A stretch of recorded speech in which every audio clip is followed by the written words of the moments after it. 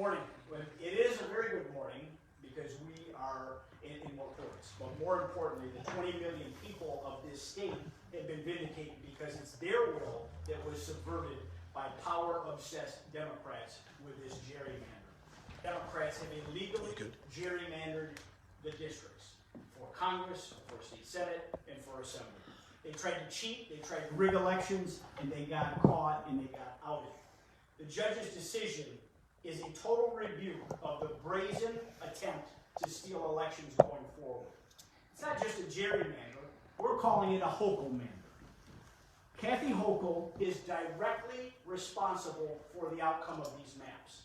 She said it herself. She admitted it in her very first interview after being sworn in as governor, that she was going to use her power to gerrymander districts to ensure that Joe Biden has the votes for his disastrous agenda.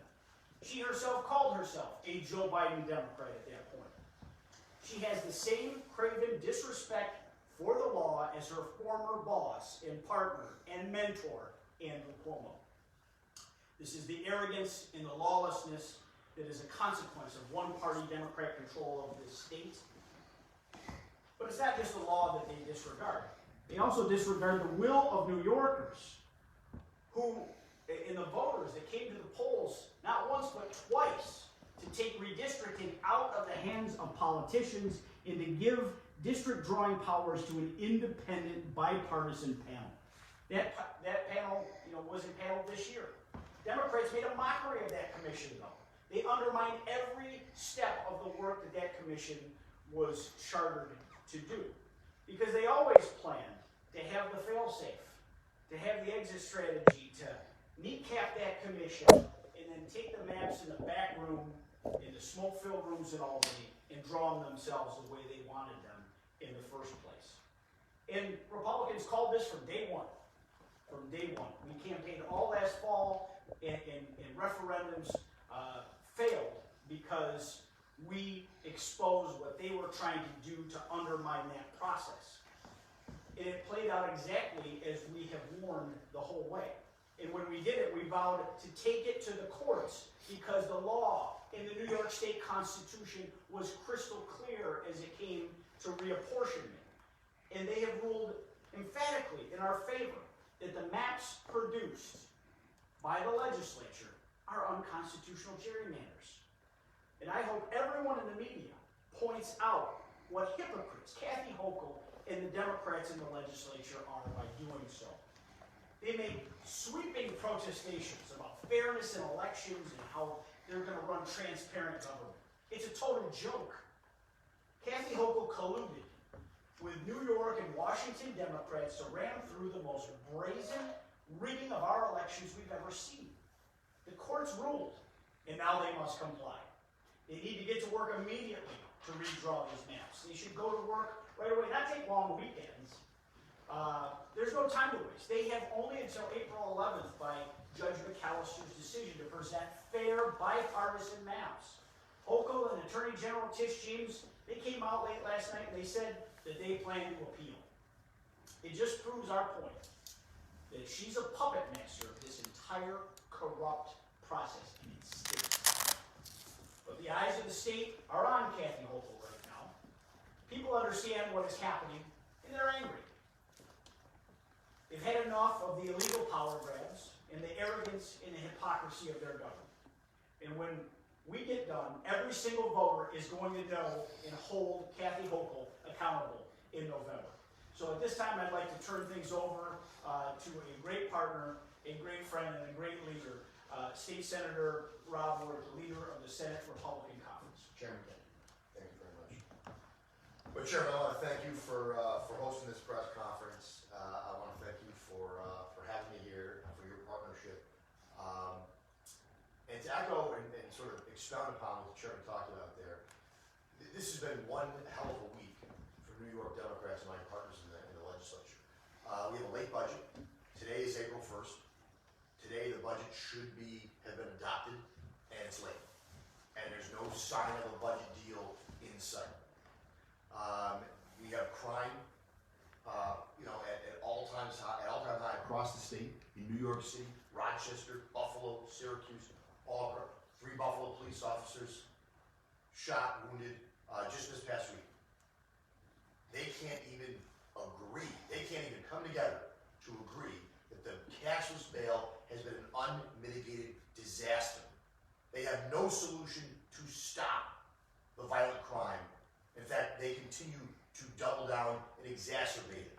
Just I think today, less is more. 8,000 folks will be released from prisons, or from released from parole. So they're released from parole. So they were released already from jail.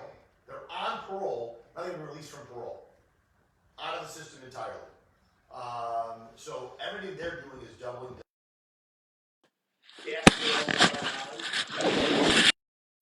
Increase the gas tax by 55 cents a gallon. And now, maybe the marquee thing they were trying to do to solidify their power by, as the chairman said, drawing partisan maps. And it's important to remember how we sort of got here. There was in 2014, people in New York voted for a non-partisan or bipartisan process. They thought, you know what, I should pick my elected officials. They shouldn't pick who their voters are. And that was passed by Republicans and Democrats, overwhelmingly. This was the first year that process was allowed to take place. First of its kind in New York State, where you were going to have an independent redistricting commission. That commission was undermined by Democratic leaders in the legislature, by the governor, and in fact, their own statements. The governor said, I am the leader of the Democratic Party in New York State, and it's my obligation to make sure that our maps favor Democrats. She made no bones that this was going to be a partisan process. You look at the maps, congressional, Senate maps, they did not follow the Constitution. We said from the beginning, these maps were unconstitutional.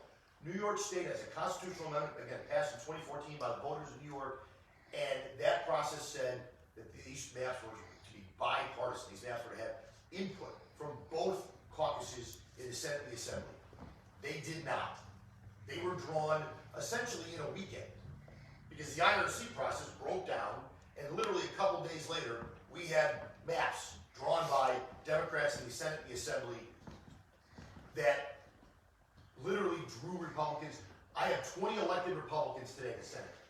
Under their maps, I'll have 18 before one vote is cast in November. They eliminated 2 Republican senators. That isn't bipartisanship. That's not transparency. That's not adhering to the will of New Yorkers. And as it turns out, a judge agrees with us.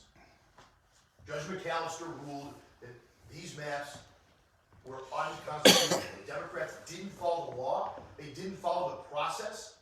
They didn't follow the New York State Constitution. And that's why he tossed out all the maps. Every single one of them, and he said they're banned. You cannot use them in 2022. And the legislature has till April 11th to draw maps with substantial bipartisan input. That's adhering to the law.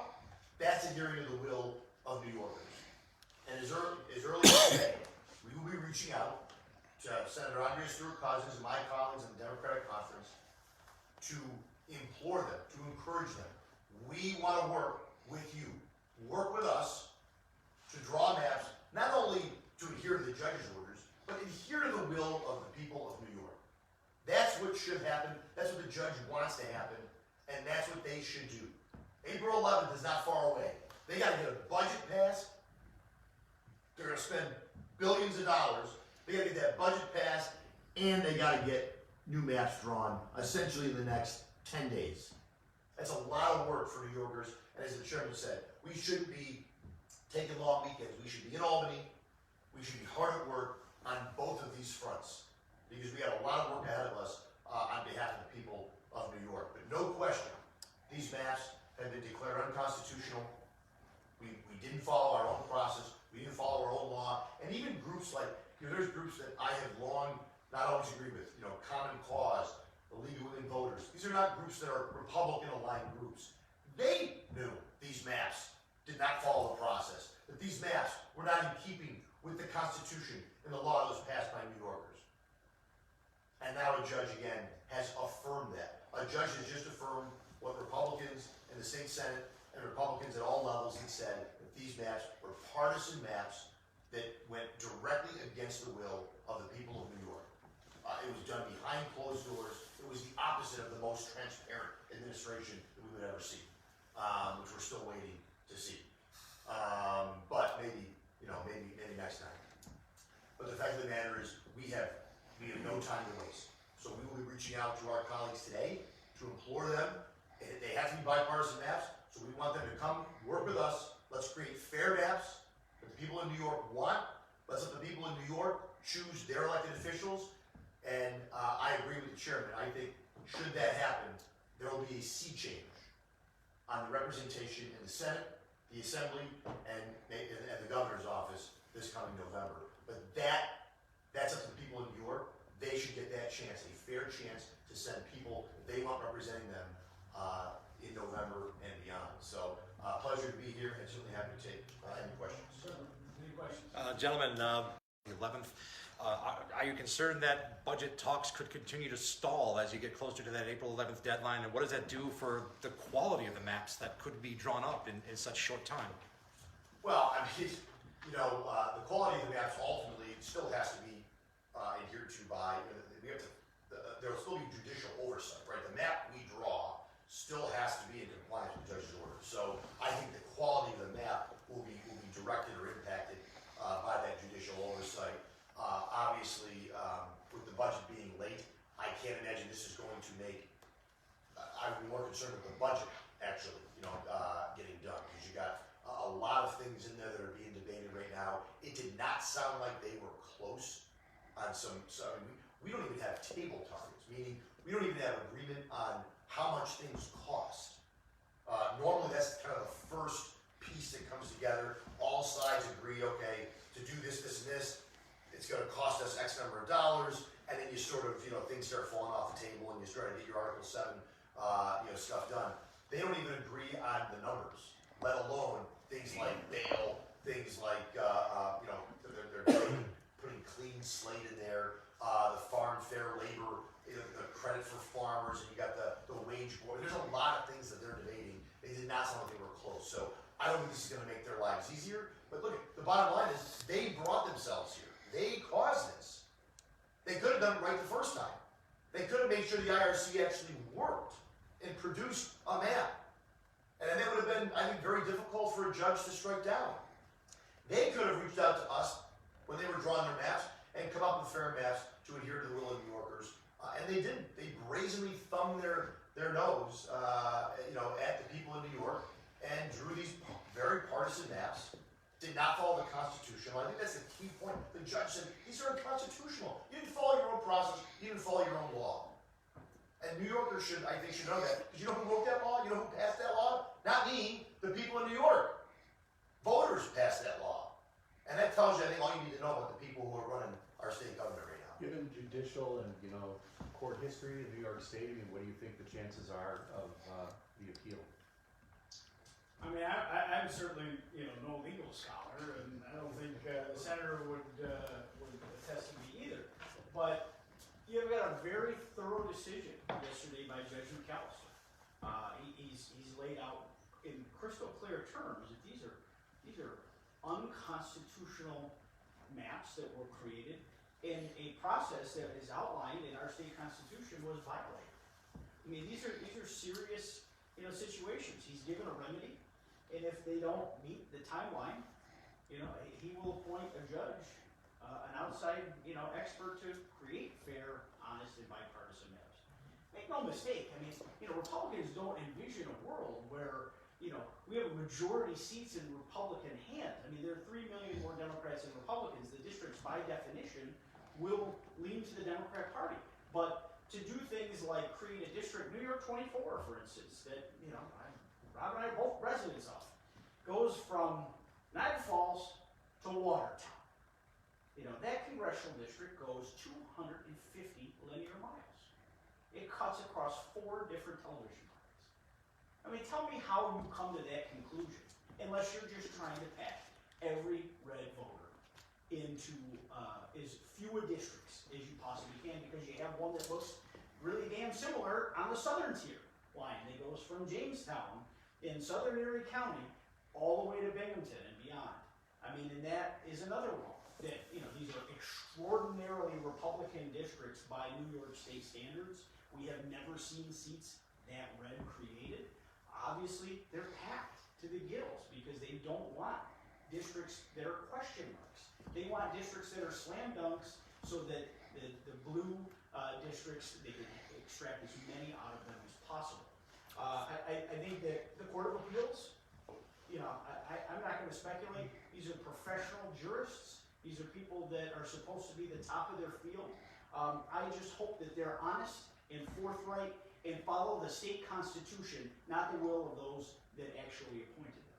Senator, on the budget, Yeah. you know, you mentioned that you're not seeing a lot of agreement. The Bills deal is in that budget.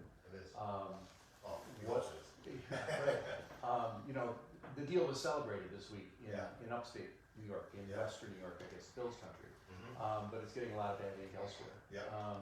Do you have any fears? What are your thoughts on where it fits into the budget? My fears are how it's been handled, right? I mean, look, I've been very open and very public that I want the Bills to stay here, both as a fan and as an elected leader. I think that I don't think those are two mutually exclusive lanes for me. I think there's good economic, cultural, social reasons the Bills should remain in New York, which means they remain in Buffalo. But how the governor has handled this, and when I say that, what I mean is, we had no details on this deal until a couple days ago. Now, it's been in the news. I haven't seen any bill text or anything like that, but it was obviously important news. I have had good dialogue. I just recently had a conversation with folks at Google Sports and Entertainment, had a good conversation with them, and I appreciated them reaching out to me on the legislative side. But, you know, this is the governor's negotiated deal, and you look at what happened with the Seneca Nation, for instance. Now, I happen to represent them as well. Now, they owed the money. There's no doubt about that. The judge ruled it several times.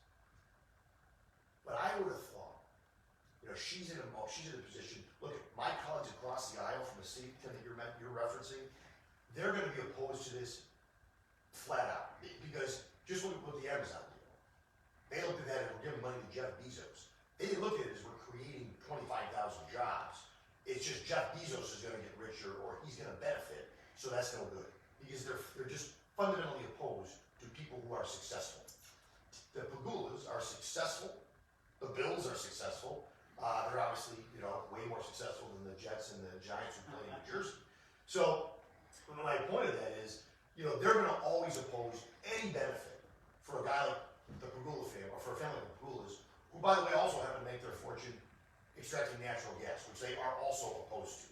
So I'm not surprised when I hear people like, you know, Jabari Brisport, when I hear people like Julius Salazar, even Liz Kruger, you know, sort of take an axe to the deal, right?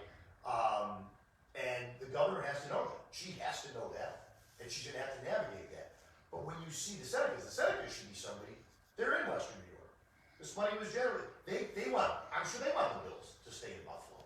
They should be saying this is a good, you know, she should be, to not tell them, we're going to take this money and put it towards the stadium. To not have them come out and say, we're happy that at least finally the money that we pay New York State is going to come back to Western New York.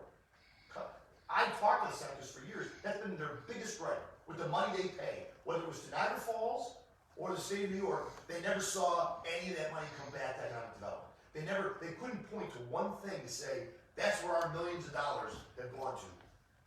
This you could, when you know this is built, you wouldn't be able to, but because of really just not communicating with them, not having a dialogue, and saying we're going to put your money in here. How do we do this in a positive way so that you guys can support this stadium? Instead, they took a blowtorch to the deal because she didn't include them. I think they felt bamboozled or lied to or whatever. And there's a long history of them being treated that way. And this is just a continuation. That's an unfortunate development, but it's also a missed opportunity for the governor in this whole deal. She needs to be creating allies of this deal. The people of Buffalo, the Pagulas, the Bills, the city of Buffalo, Western New York, we're depending to get this through, not sort of, bungle it and fumble the ball, so to speak, as we're trying to get to the goal line. So, I support keeping the bills here. I support, that deal that keeps the bills here. But I understand that, many of my colleagues outside have concerns, and this is the governor's deal, and according to even people I've talked to the inside, they're letting her handle it. She's gonna get this done, so she's gotta do it. And right now, I think I'm optimistic, but there's real concerns and red flags that I see as far as this deal getting done. And what is she gonna have to trade, Tim? What is she gonna have to do to get it done? What is gonna fall off the table? Is bail gonna fall off the table?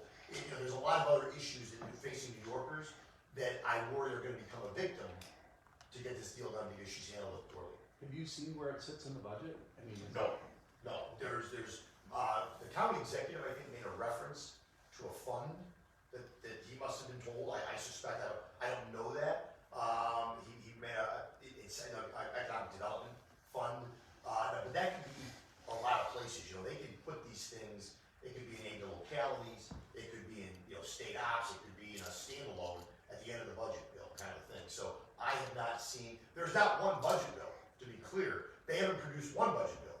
Whether it's education funding, I think the only bill that they produced is debt service, right? The bill to pay the bills that we keep incurring and growing. So the credit card bill, that's the only budget bill that has been put in print. So I haven't seen any budget bill.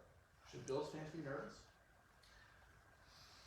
I think Bills fans, maybe by definition, Bills fans are always nervous, right? We're always a little bit nervous until it's done. Let's just hope we don't have a repeat of 13 seconds. Let's hope we get this done. And I'm optimistic. And there's other, by the way, there's other colleagues of mine here in Western New York, Senator Borrello, Senator Gallivan, Senator Rath, that are supportive of keeping the bills here. And so, we're certainly doing our part from our vantage point to help this deal, hopefully this deal gets done. You guys could get that done in 13 seconds. It'd be Just great. one more piece on the Seneca. How many times has the Seneca money been counted in budgets over the years between Andrew Cuomo and others? I think where Kathy truly failed this week in talking about the Senecas are going to pay for the state. There was PR to try to win over some of the downstate voices that were having an anxiety attack after they're seeing $600 million from state resources there. So she sort of says, "Oh look, we're going to pay for it with that pot of money." That pot of money has been counted in budgets for the last 5 years. Andrew Cuomo, counted it and spent it 3 times over, and it never actually entered the state treasury. That was nothing more than a PR ploy, and meanwhile she pisses off the Senecas. She's absolutely no farther along in getting the deal done downstate because, I'm not going to put words in anyone else's mouth, but this woman's in over her head. Kathy Hochul is not Andrew Cuomo. He could teach a master's class on how to run state government, whether I agree with his politics or not, or his tactics.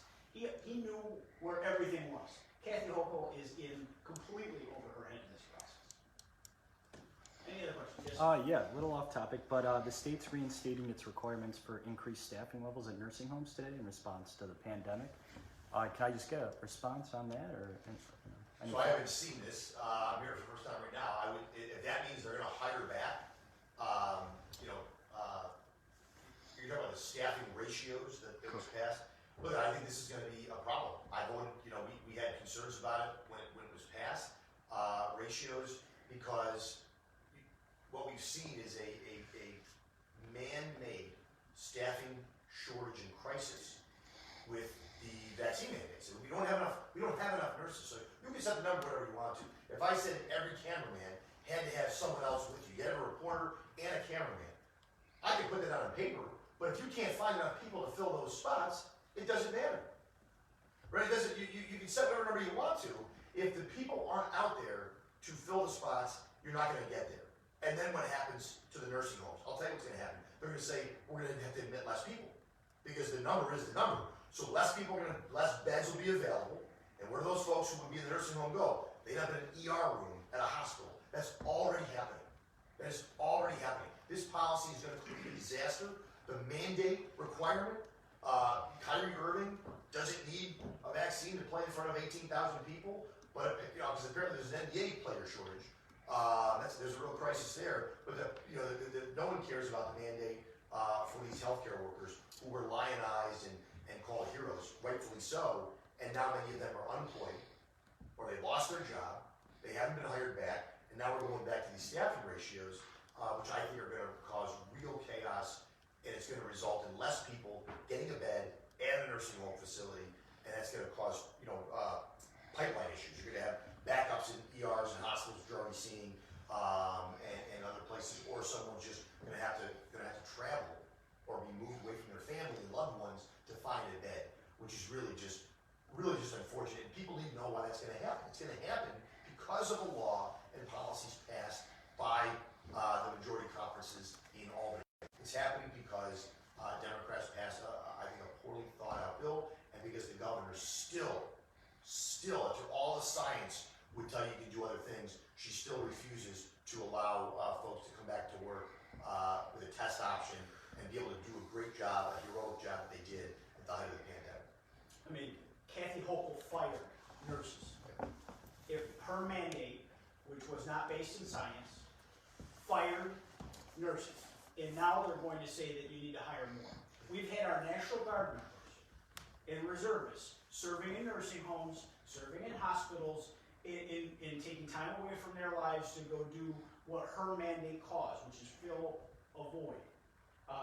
And now when we're beyond a lot of the spikes in COVID, she's going to try to reinstitute staffing mandates.